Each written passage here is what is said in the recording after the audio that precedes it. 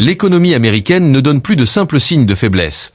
Elle se désagrège lentement, de l'intérieur, et les preuves sautent aux yeux partout dans le pays. Quand un pays en arrive à proposer des prêts immobiliers sur 50 ans, des financements automobiles étalés sur 15 ans et des hausses de loyer de 30% en 12 mois, ce n'est pas de l'innovation financière, c'est un aveu d'échec. Les familles s'entassent dans des cabanons, des professionnels au salaire à 6 chiffres retournent vivre chez leurs parents, et l'épicerie de la semaine dépasse désormais les $500. Les assurances santé doublent du jour au lendemain. Les taxes foncières s'envolent de 5 000 à 8 000 $ en un seul cycle. On n'est plus dans l'inflation classique. C'est un effondrement structurel, silencieux, qui fait entrer le pays dans l'une de ses périodes économiques les plus dangereuses depuis des décennies.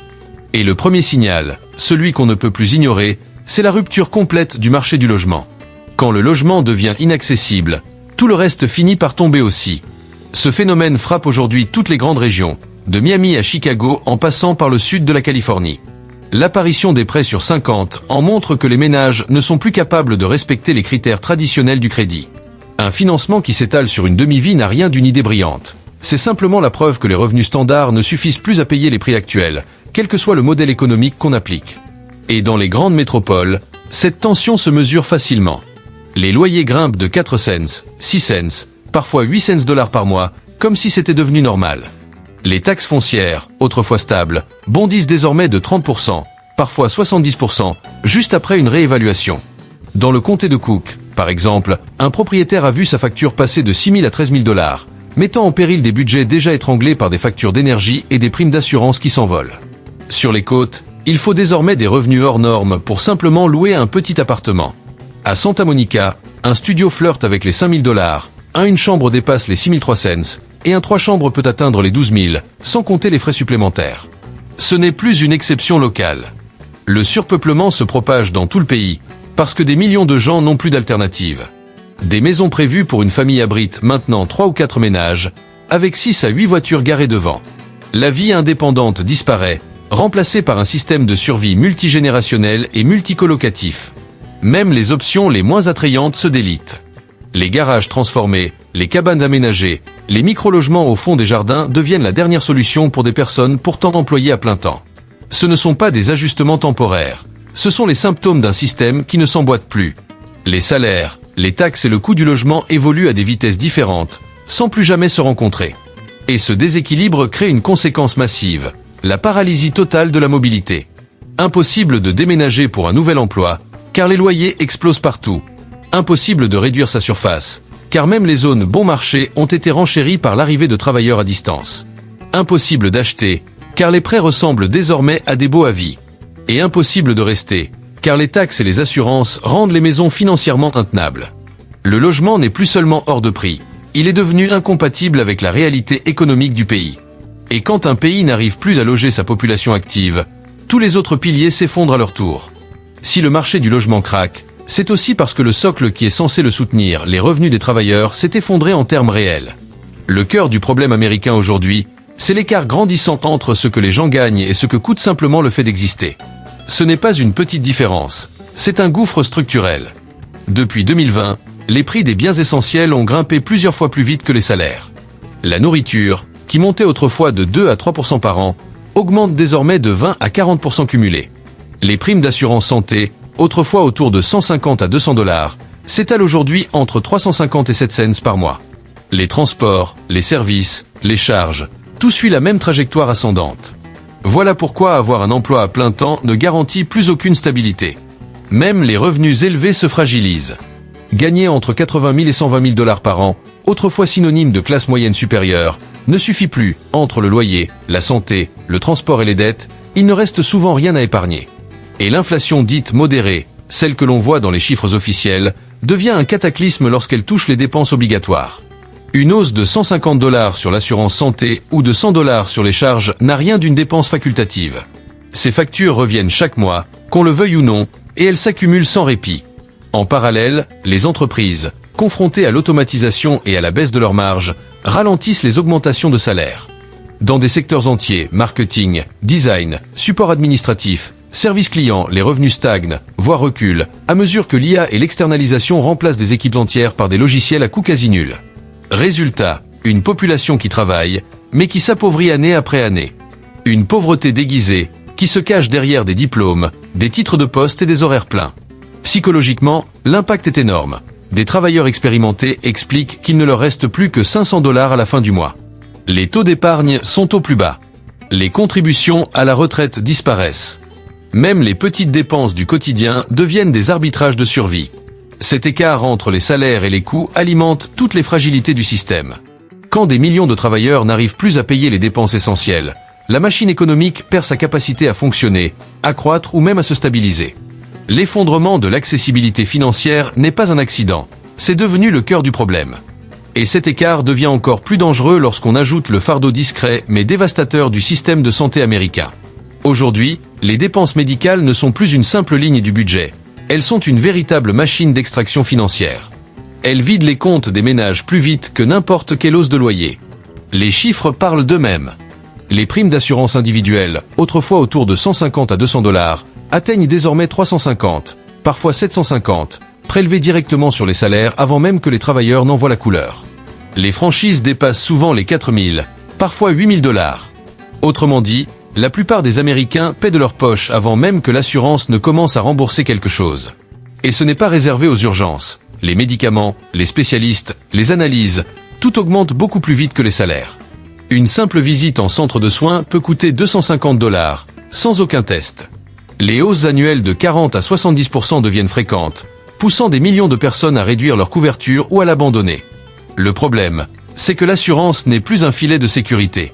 Elle est devenue un poids financier permanent. Des centaines de dollars envolés à chaque paie pour des prestations de plus en plus limitées. Pour certains, les retenues liées à la santé dépassent 9 cents $ par mois. Pour les familles, elles peuvent atteindre 1400, voire 2000. Autrement dit, l'assurance santé coûte parfois aussi cher qu'un loyer. Cette pression entraîne une explosion des dettes médicales. Même assurés, beaucoup accumulent des factures impayées qui génèrent des intérêts au quotidien. La dette médicale est désormais l'un des principaux moteurs des faillites personnelles. Et lorsque les gens doivent choisir entre se soigner et se loger, entre payer une franchise ou payer leurs courses, c'est toute la structure économique qui vacille.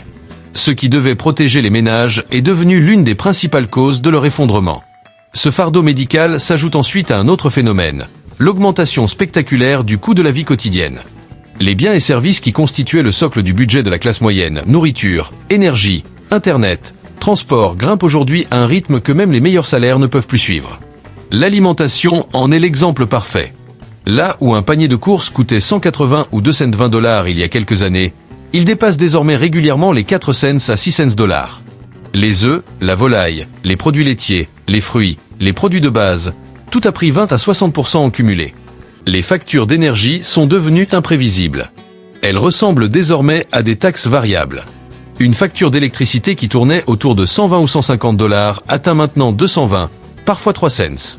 L'Internet et la téléphonie, autrefois autour de 60 à 80 $, dépassent désormais 100, parfois 150, à cause des frais supplémentaires et des hausses annuelles. Le transport n'échappe pas à la règle. L'assurance auto grimpe de 20 à 40% en un seul renouvellement. L'entretien, les pneus, les réparations, tout est nettement plus cher qu'avant 2020. Même les transports publics augmentent discrètement à travers des frais additionnels. Quant aux loisirs, ils deviennent un luxe. Aller au cinéma à 3 peut coûter près de 90 $, sans compter les collations. Les salles de sport, les coiffeurs, les petits services du quotidien. Tout grimpe à 2 chiffres, ce qui transforme des activités ordinaires en dépenses occasionnelles. Cette explosion du coût de la vie a un effet direct. Elle efface toute marge financière. Les ménages n'ont plus de tampons. Chaque dollar est dépensé avant même qu'il n'arrive, laissant les familles vulnérables à la moindre surprise. Et ce contexte devient encore plus inquiétant lorsqu'on observe ce qui se passe sur le marché du travail. Les États-Unis font face à une situation totalement inédite. Un surplus de travailleurs qualifiés qui perdent leur emploi à cause de l'automatisation, au moment même où le pays manque cruellement de main-d'œuvre dans les métiers essentiels. D'un côté, l'accélération de l'IA. Des secteurs entiers, marketing, design, support administratif, service client, rédaction, sont absorbés par des outils capables de produire un travail quasi gratuit. Une entreprise qui employait autrefois une équipe de 5 ou 10 personnes peut désormais fonctionner avec un seul employé et plusieurs logiciels. Remplacer un salarié payé 65 000 $ par un abonnement à 49 $, le choix est vite fait. Les suppressions de postes et le gel des embauches visent donc précisément ces métiers qui paraissaient pourtant solides. De l'autre côté, le pays manque dramatiquement d'électriciens, de plombiers, de soudeurs, de techniciens HVAC, de travailleurs du bâtiment. Dans beaucoup d'États, il y a 3 offres d'emploi pour un seul candidat. L'âge moyen dans ces métiers approche les 50 ans et les départs à la retraite s'accélèrent. Les infrastructures essentielles, réseaux électriques, canalisation, transport public, construction résidentielle reposent sur une main-d'œuvre qui n'existe plus en nombre suffisant. On a aujourd'hui une économie où les diplômes perdent de leur valeur, où les certifications coûtent une fortune et où les salaires n'ont plus aucun lien avec les besoins réels du pays.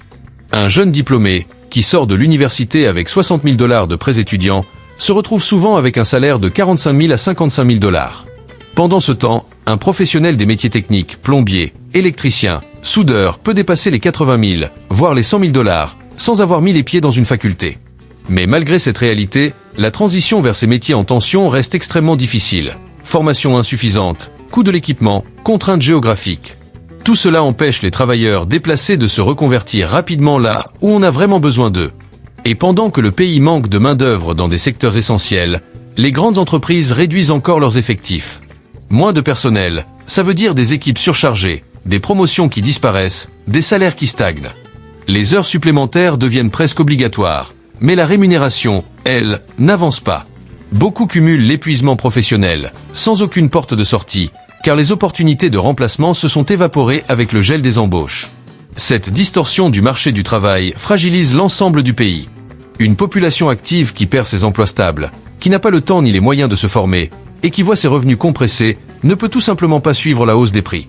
En parallèle, le manque de travailleurs qualifiés ralentit la construction, retarde les réparations d'infrastructures et freine la capacité de production, ce qui accentue encore la crise du logement et l'inflation.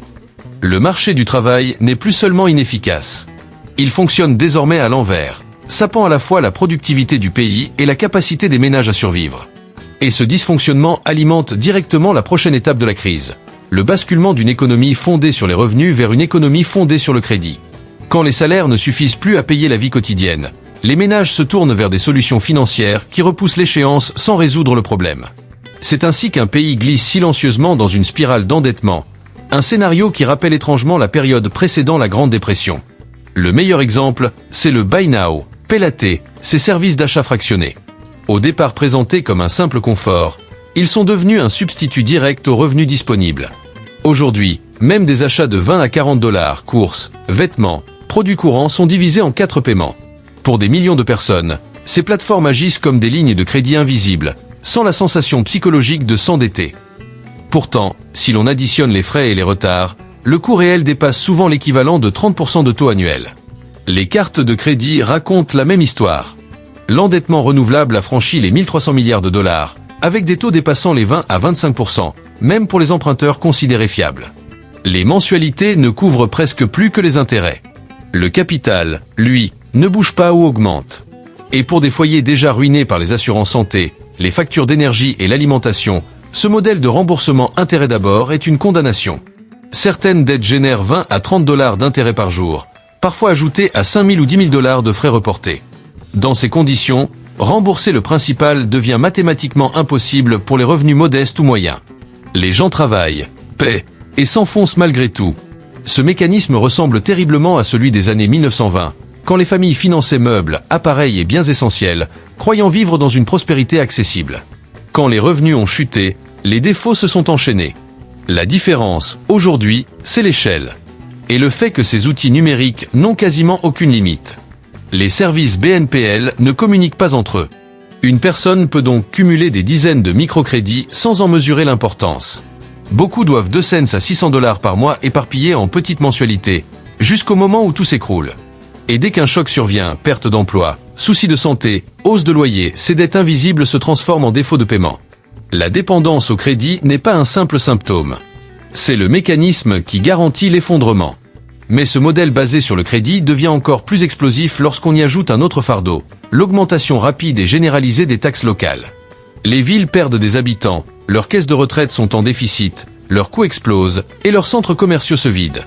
Elles n'ont plus qu'une seule solution pour survivre, taxer les résidents restants. Cela provoque une onde de choc fiscal partout dans le pays, qui achève de déstabiliser les ménages. Les taxes foncières sont devenues l'outil de pression le plus agressif. Dans plusieurs comtés, des factures qui tournaient autour de 5 000 à 7 000 $ atteignent maintenant 11 000 à 15 000 $ en quelques années seulement. Les hausses de Cook County de 6 000 à 13 000 $ ne sont pas des exceptions. Ce sont les signes d'un système public en manque d'argent qui se finance directement sur le dos des propriétaires. Ces augmentations n'ont rien à voir avec les salaires, la valeur réelle des biens ou des améliorations du quartier. Ce sont des prélèvements forcés destinés à combler des trous budgétaires. Et même ceux qui louent subissent ces hausses indirectement à travers des loyers répercutés. À cela s'ajoutent les taxes de vente et les frais de service. Dans certaines villes, le taux total dépasse désormais les 10%. Et les municipalités ajoutent une série de mini-frais sur l'eau, les déchets, l'électricité, le stationnement, les permis, les transports. Une seule facture peut comporter 6, parfois 12 surtaxes différentes, toutes présentées comme des coûts de maintenance. On ne peut pas y échapper, elles sont intégrées au simple fait d'habiter la ville. Même les routes deviennent payantes. Des voies rapides financées par les impôts sont désormais facturées à chaque passage. Se rendre au travail peut coûter 10 à 20 $ par jour en péage. Travailler devient littéralement une activité taxée. L'effet cumulé est un étau financier. Ces hausses fiscales écrasent des budgets déjà laminés par la dette, l'inflation et les salaires stagnants. Elles accélèrent aussi l'exode vers des régions moins chères, ce qui aggrave à son tour les déficits locaux et conduit à de nouvelles augmentations d'impôts. Une spirale descendante, auto-alimentée. Et à mesure que les services se dégradent malgré les impôts qui augmentent, la confiance s'effondre et le poids financier repose sur de moins en moins de contribuables. Ce choc fiscal n'est pas un simple problème de budget. C'est une force structurelle qui pousse des millions d'Américains au bord de la rupture. On voit d'ailleurs ce phénomène très clairement dans les grandes villes américaines, où l'accessibilité a tellement implosé que même les habitants de longue date ne peuvent plus participer à l'économie locale. Ces villes montrent en temps réel que le système ne dysfonctionne plus, il se brise sous nos yeux. Miami est l'exemple le plus frappant. Une ville autrefois vendue comme un paradis moderne est aujourd'hui submergée par le surpeuplement et des prix totalement hors contrôle. Des maisons prévues pour 4 personnes abritent désormais 6, 8, parfois 10 adultes. Les loyers, qui tournaient autour de 1800 à 2200 $, s'élèvent à 3500, 4500 $ pour des logements basiques. Des travailleurs pourtant stables vivent dans des garages aménagés, des dépendances ou des chambres partagées. Entre les primes d'assurance, les frais municipaux et les loyers, la vie à Miami n'est plus un défi, c'est une question de survie. Chicago connaît une autre forme de déclin. Là-bas, l'explosion des taxes foncières est devenue un choc financier pour propriétaires et locataires. Une facture qui passe de 6 000 à 13 000 $ déstabilise tout un quartier. Et pour les locataires, cela signifie 3 cents à 6 cents $ de plus par mois, même dans des zones auparavant abordables. La détérioration des services publics n'arrange rien. L'érosion du pouvoir d'achat avance plus vite que la capacité des habitants à s'adapter. Santa Monica, elle, illustre l'excès absolu. Dans une seule résidence, des studios affichés à 4 500 à 4 700 $, des une chambre à plus de 6 000 et des 3 chambres qui grimpent à 12 000. Ce ne sont pas des penthouses luxueux. Ce sont des logements ordinaires proposés à des tarifs irréels. Certains étages supérieurs dépassent même 30 000 $ de loyer mensuel, révélant un marché totalement déconnecté des revenus locaux. New York, déjà célèbre pour ses prix exorbitants, est entré dans une nouvelle ère.